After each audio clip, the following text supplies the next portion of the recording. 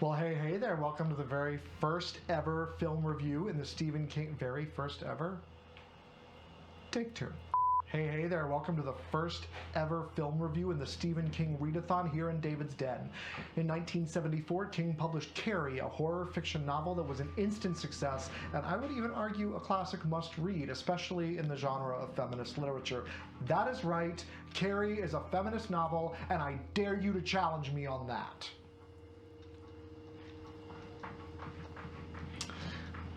I'm in the screening room, aren't I? Not the book nook.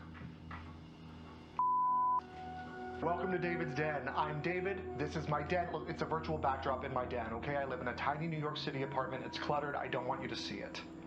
But I love to read, and I love to watch movies. So I decided to start a YouTube channel where I talk about those things. And how better to start off this type of channel than with a Stephen King readathon, because basically everything he's ever written has been adapted to a film.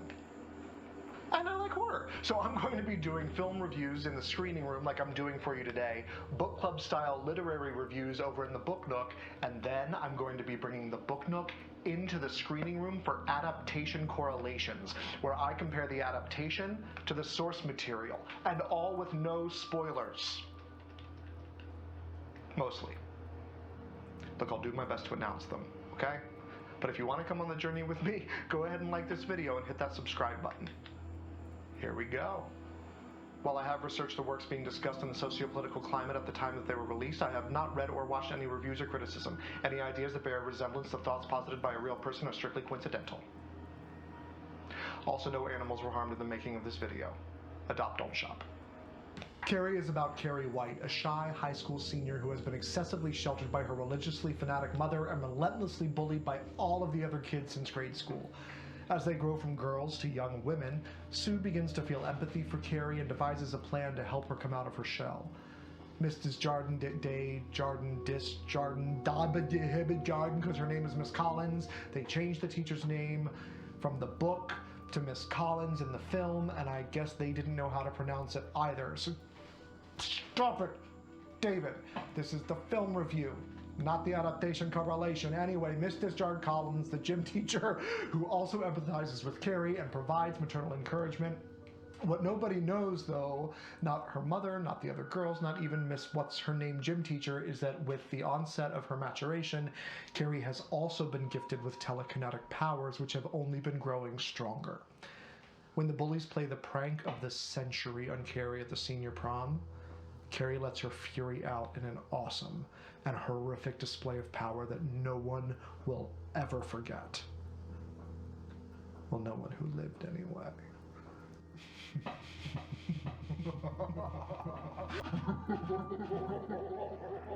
Carrie became a literary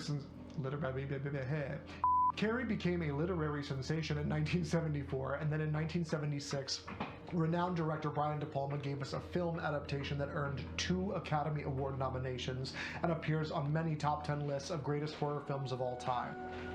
But does it deserve to be there?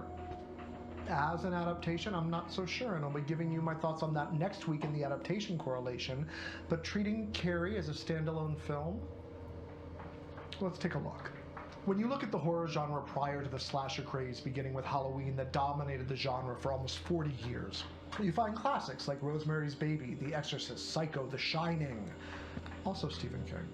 Films that live in this slow burn with characters facing the dark parts of nature and human soul, right, which are meant to reflect insidious problems in contemporary society where the horror does not come from an outside predator, but rather from within ourselves. We're seeing a resurgence of that style today with films from Jordan Peele like Get Out and Us, or Ari Aster's Hereditary and Midsommar. But Carrie's screenwriter, Lawrence D. Cohen, he understood that, and he really held true to King's original inspiration for the book, I think, that men are inherently afraid of women's power. A power that is naturally given and unchangeable, coming on with puberty seen as coming from menstruation, from the blood. A power so strong that men seek to contain it. Get out of here, adaptation correlation! Look, as in any decent horror film, Cohen's screenplay gives us a tapestry of themes to consider, making the film poignant in a symbolic way to anyone who watches it. Maybe when you see Carrie, you will be hit by the repression of people through bullying, or the pressures of social conformity. Maybe you will see it through the lens of religious skepticism. These are godless times, Mrs. Snail. Or the danger of a repressive, over-controlling mother. Metaphor for the government, anyone? I mean, it was the 70s and probably still relevant today. Anyway, it still highlights what happens when someone is not protected by the people who are supposed to be protecting them. When a child is not looked after or taught about the world successfully. But it still all somehow manages to come back to the blood, to womanhood. Although back to the blood in a horror film isn't that difficult. While the thematic tapestry is woven beautifully, every now and then some of Cohen's dialogue is a bit transparent. But I don't know why that should surprise us. I mean, knowing that mother of hers. Cohen's. We can't interfere with people's beliefs. I know. Look, in one respect, we roll our eyes at the unnatural dialogue, but on the other, we are drawn to the information we are being given, which is almost always setting up a moment later in the movie. It keeps us wondering and in suspense, waiting for the payoff. Much credit has to be given to De Palma for understanding the way these moments were set up and translating them well for the screen, or we as the audience just wouldn't care. We'd write it off as dialogue. De Palma's direction is fluid, giving as much importance to thematic element A as it does to thematic element B through elemento P, Q, R, S, T, V, W, X, Y, and Z. Oh, well, he does this by focusing on the story's major plot points, moving us swiftly from moment to moment, dutifully trusting the solid story to shine through on its own. Using the cinematography to draw us in and to highlight the fantastic cast by simply letting the actors do their jobs, which they do very well. That was a cat. Ultimately, this is a human story, and our protagonist is a bullied, emotionally stunted girl in the midst of her awakening, with all of the wonder and confusion and fear that comes with. And with that role being played by Sissy Spacek, you know, my script says I'm supposed to keep talking about the cinematography right now, but I'm not sure I can do that without discussing the cast first, but I'm also not sure I can discuss the cast without coming back to other technical elements, but here we go. The cast. The cast is full of young stars at the beginning of their careers. Golden Globe nominated Nancy Allen as the bully, Chris Hargensen, Academy Award nominee Amy Irving as the empathetic Sue Snell, and we're even talking stage and screen legend before anyone knew who she was. We'll get there. John Travolta, in his second ever film role, according to IMDb, plays Chris's abusive boyfriend, though the abusive element is a little watered down from the books. Damn it! It's the adaptation correlation. It keeps popping in. I keep thinking I have extra things to tell you, and I don't. Miss Collins is played by Tony Award winner Betty Buckley, long before she was in Cats. Midnight! Not a sound on the pavement. Seriously, though, go watch her sing Memory and you will understand the parody, but that is not to belittle it. We parody something because we love it. She's fucking fantastic, but I'm not talking about Betty Buckley in Cats. I'm talking about Betty Buckley. She was so fantastic in such a shitty show.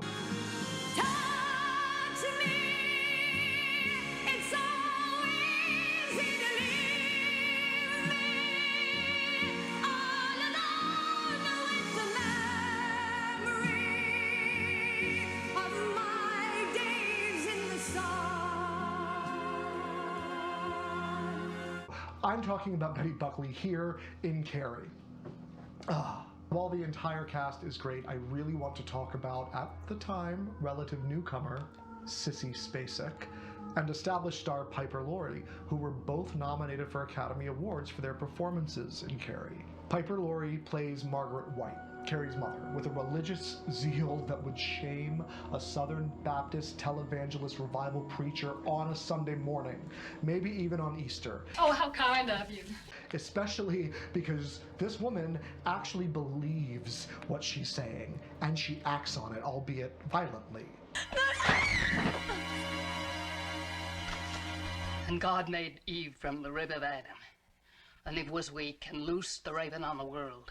She shows a genuine love for her daughter by bringing down the wrath of God on her, firmly believing that if she were not sinning, capital S, she would not have gotten the curse of woman, the curse of the blood that God bestowed upon Eve for original sin. See, I told you the blood was coming back. It sounds funny, but with Laurie in the role giving us a true earnestness of unwavering belief, it is truly horrific. especially when the cinematography is usually very harsh when we see her, with severe and menacing angles from Carrie's perspective. So, see, here I go, getting out of order. When a director like De Palma brings the individual elements of a film into alignment in service to a screenplay that weaves such a beautiful tapestry of plot and emotion, those elements truly are woven together, and it is hard to separate them, but I will try, and we will get there soon. Bottom line on Piper Laurie, fantastic, chilling performance. Then, as I mentioned a moment ago, we often see things visually manipulated to be from Carrie's perspective, both her visual and her emotional perspective. With anyone other than Sissy Spacek in that role, the technique would just not have felt fully justified.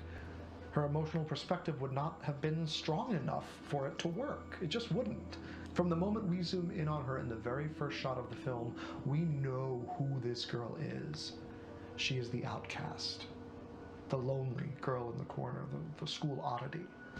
Sissy Spacek embodies this, you try saying that with a lisp, Sissy Spacek embodies this loneliness flawlessly, but it comes from a pure innocence that is hard for any actor to capture. So when she gets her, well, in the interest of remaining spoiler-free, even though it's one of the most well-known scenes in film history, let's just say that when something that should have been expected happens to Carrie, we firmly believe that she doesn't know what is happening to her, that she is going to die, literally. But I don't know why that should surprise us. I mean, knowing that mother of hers.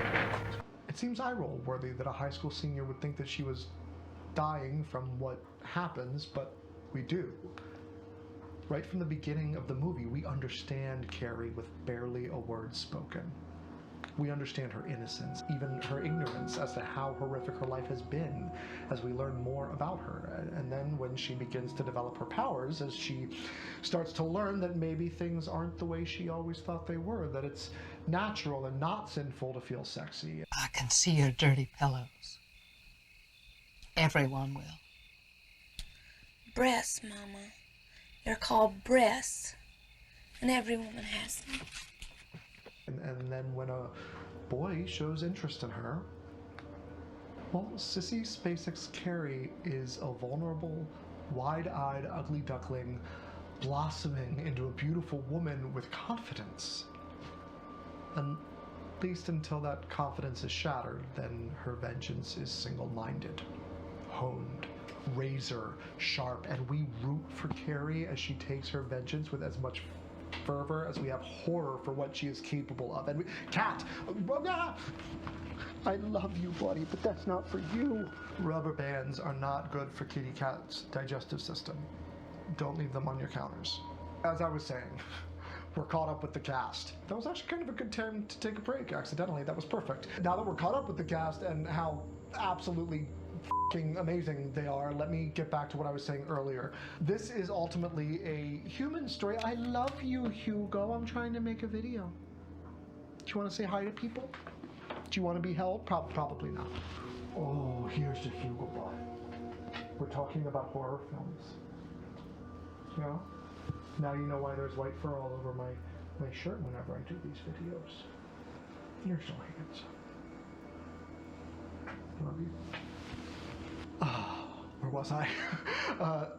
Such a handsome little butt. Where was I? The human story. It's ultimately a human story, Carrie is. And we're focused on Carrie, but we're also meant to follow the extended story, which includes not just Carrie and what she's up to, but the other girls at school, like Sue Snell and popular girl Chris Hargensen and the squad of followers she has. And we even follow Miss Collins at times. But most of this is to create suspense, so we, the audience, know what is coming, while Carrie does not, in a textbook example of dramatic irony.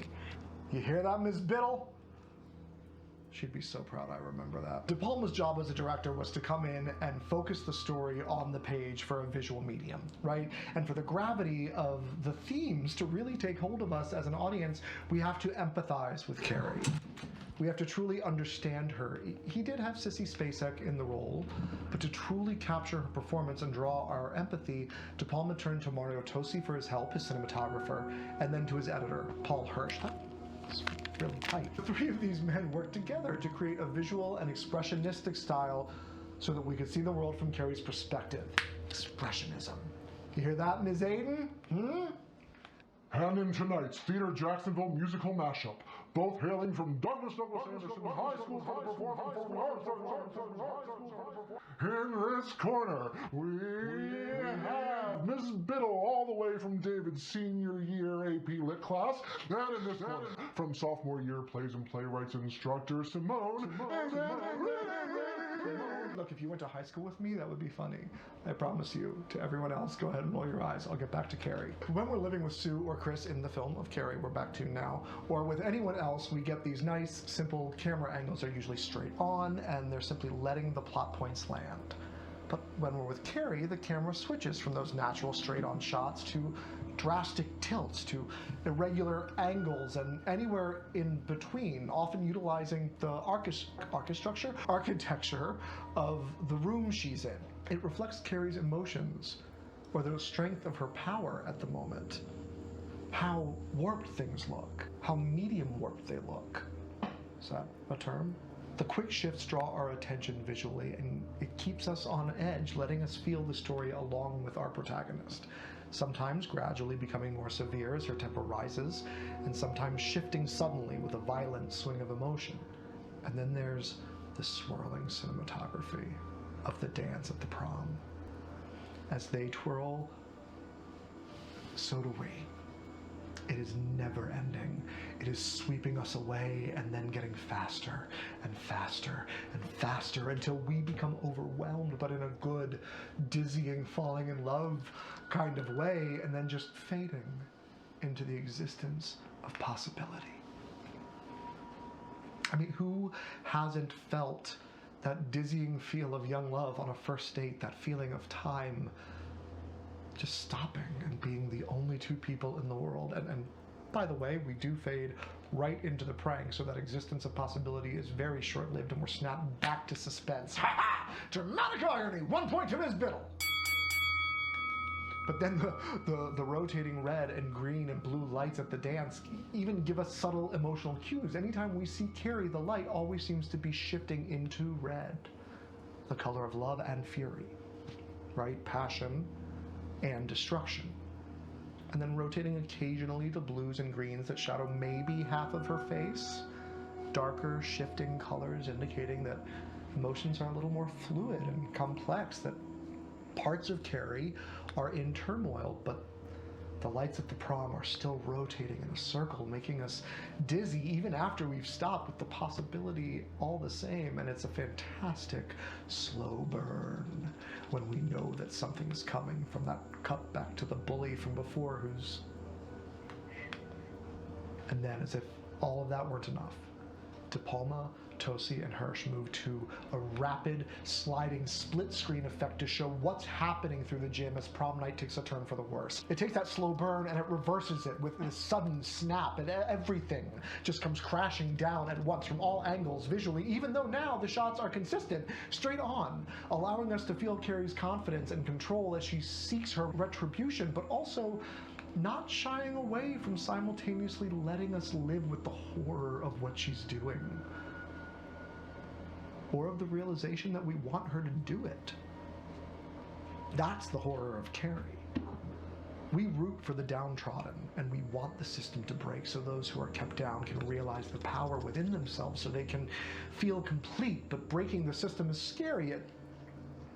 Okay, I'm rambling, not so much about the film and its intended themes of feminism, which are apparent when you look at the movie in context of the time it was made in 1976, but rather about how those themes extend outward. If we look at Carrie as a metaphor not just for women, but for any group of people who are kept at bay by the man. You know, my own personal views of 2021 are coming out, so let me get back to Carrie, the film from 1976. Like any decent film in the horror genre, Carrie gives us much to think about beyond the surface of the plot. Lawrence D. Cohen knew how to write this kind of screenplay, even if he was taking the original story from an outside source. He knew how to begin weaving the tapestry. Then he handed that screenplay to Brian De Palma, whose directorial vision wove in the fantastic... there's a metaphor here. His fantastic vision wove in the fantastic, vibrant threads of Sissy Spacek, Piper Laurie, the rest of the cast, forced us to see it through Tosi's lens, and edited the embroidery with Paul Hirsch's impeccable skill. Was that a bit of a stretch with that one? Every thread in Carrie complements and supports every other thread to give us a completed tapestry that is worth so much more than the thread it was woven with. I give it a full 5 stars. And to answer my question from the beginning, yes. Yes, Carrie does belong on all those top 10 lists. Thanks for visiting David's Den. Did you agree with my assessment? Did you disagree? Did you laugh at my stupid ramblings? Or did you have a light bulb revelation? Look, I want to know your thoughts. So please comment down below. And if you did enjoy the video, remember to hit that like button and please share it with your friends. If you want to come on the adaptation correlation journey or the Stephen King readathon with me, also hit that subscribe button so you never miss a video from David's Den. See you next time.